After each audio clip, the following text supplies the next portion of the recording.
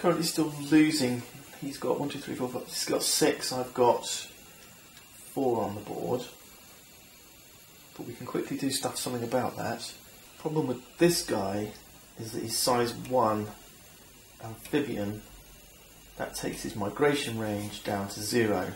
He can only migrate within his current biome. Oh, nasty. Okay. I think Dummy's going to take this, which I want to take really. So let's have my size 1 little crocs. Take the GI mutation.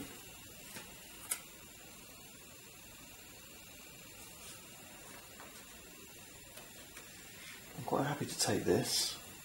Gives me 3 genes as well.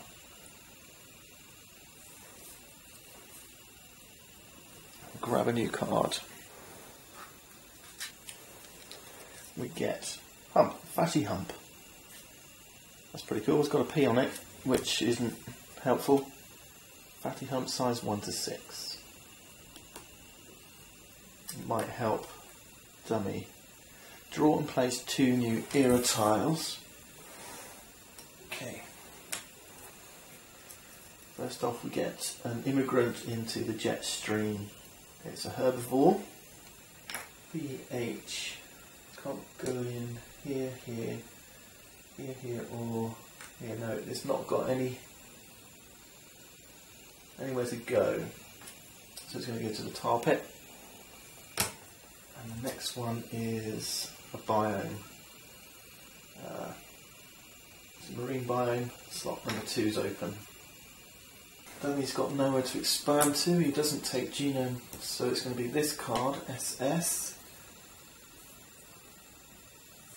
And he's going to play it. So they're now speedy.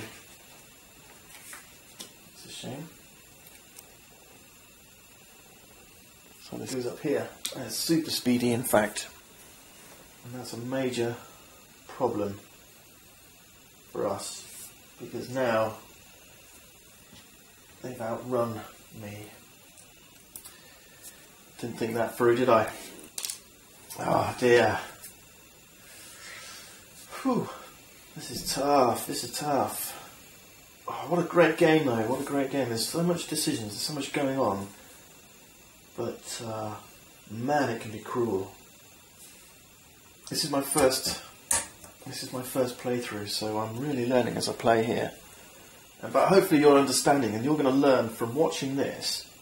You're going to develop ideas about what's good to do, bad to do, how to watch this display and understand what Dummy's going to be doing, and making much better decisions than I'm doing right now. Okay, let's draw. Okay, we got Milankovitch P. This is an event that describes how Earth goes through periodic oscillations in its orbit that drive climatic change. So each Milankovitch event describes 1 or 2 latitudes, the lowest climax going extinct. So this one's hitting Horse and Arctic. I wonder if this is going to help us to some extent. So Horse, the lowest, that's this one. These CD phones going to there. Yeah, that helped.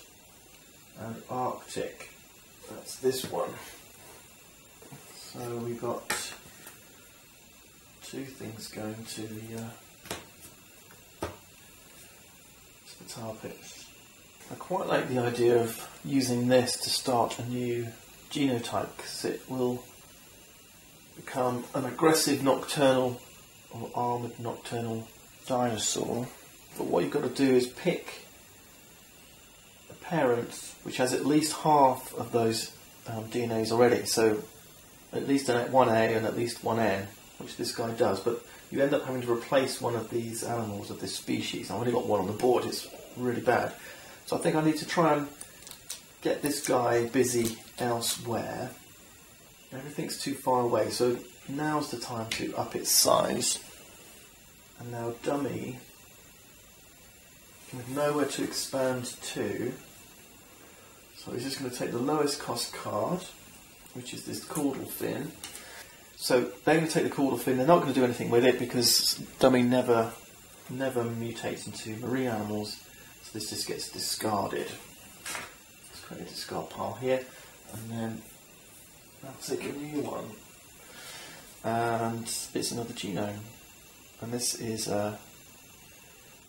Ceratops, and these are cards that are starting to benefit me a little bit more.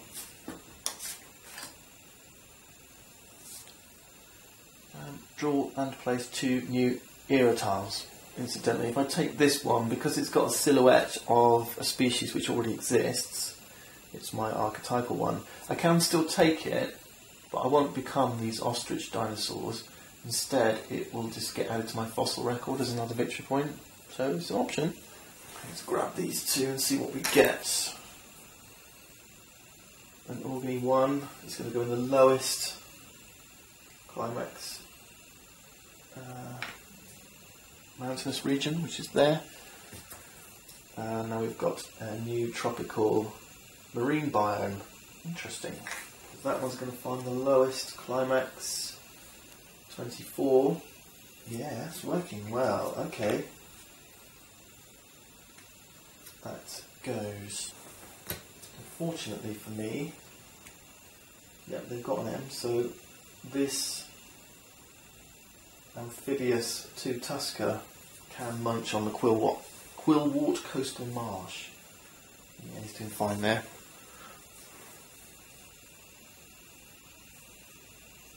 Bad news is these guys have found themselves on an island now because there's a sea right across here.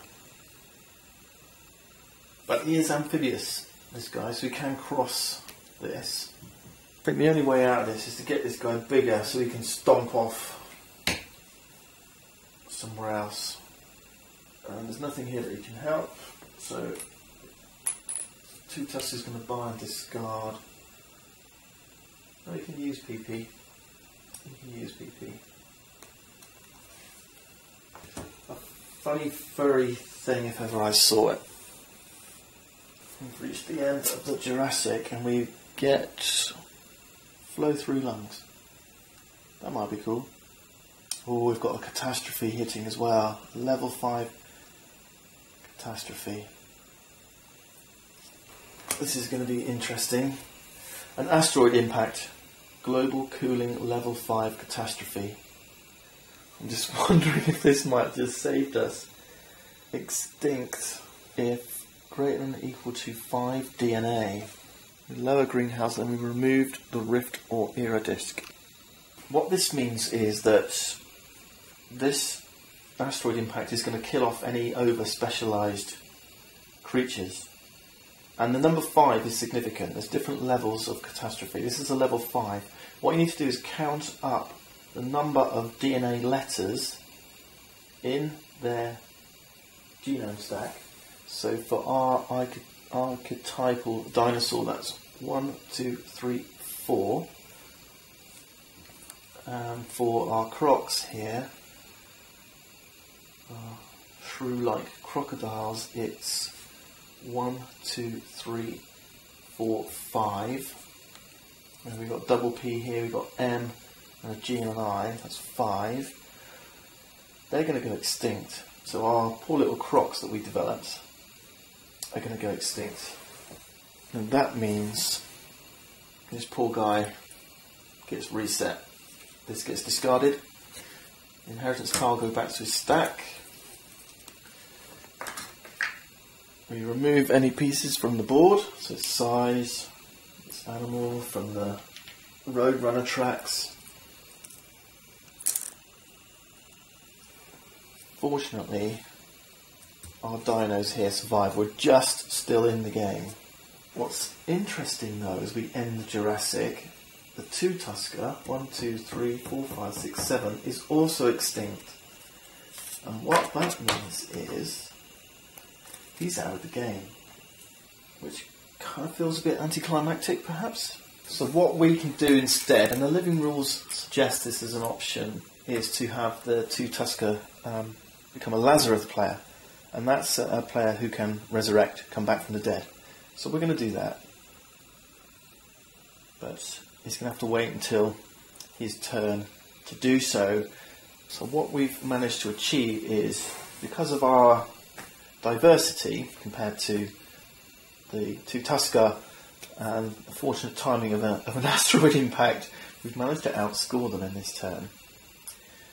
So, okay, let's finish through this extinction event. So now we lower the greenhouse gases. This is going to go down to 200 ppm. At 200 ppm, any biomes with this star on them are inverted. But this represents ice caps forming, and these becoming icy habitats. Okay, so we turn them face down, and unfortunately it's ours as well.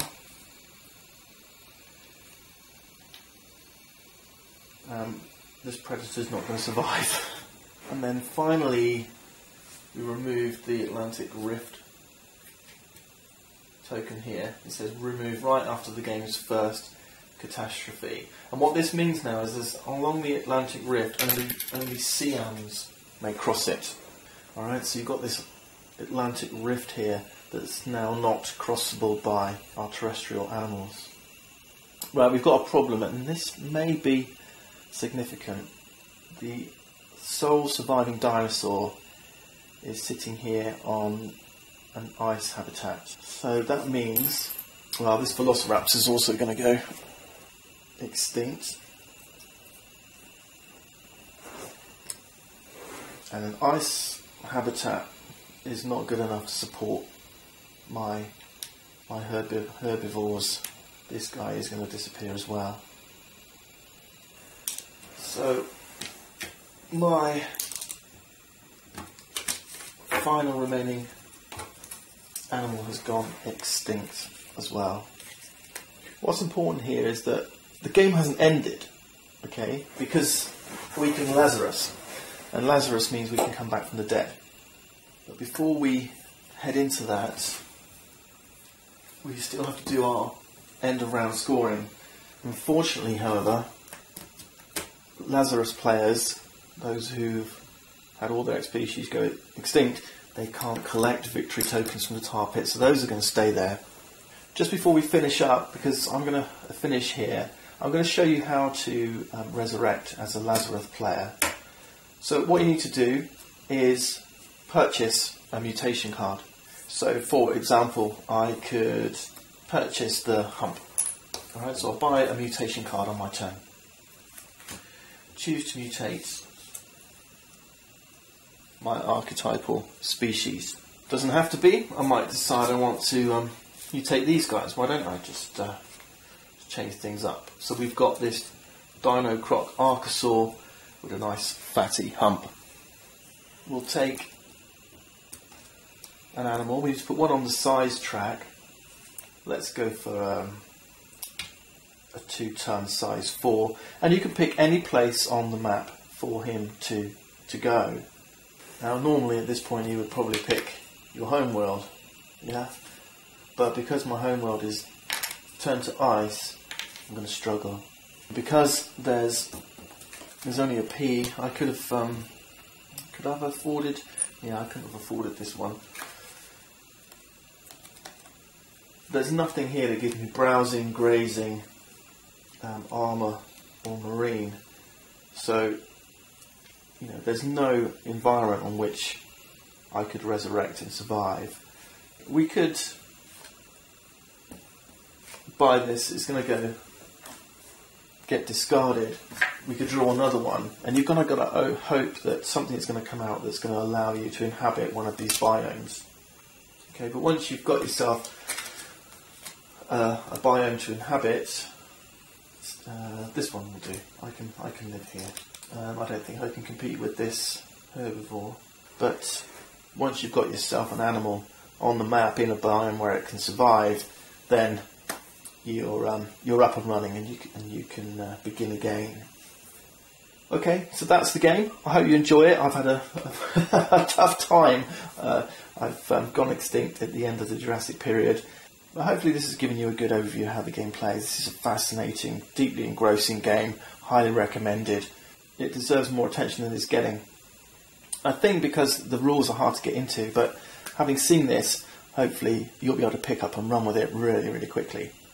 Alright, thanks for watching. See you next time.